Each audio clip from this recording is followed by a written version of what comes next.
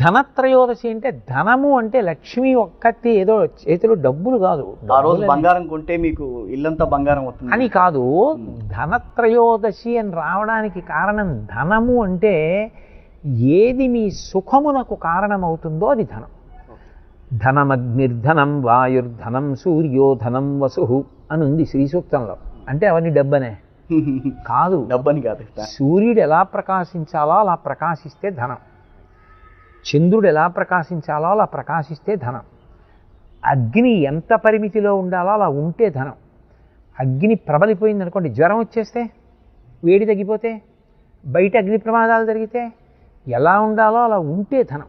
మానవాళి ఆరోగ్యంగా ఉంటేనే సగం ధనం అని.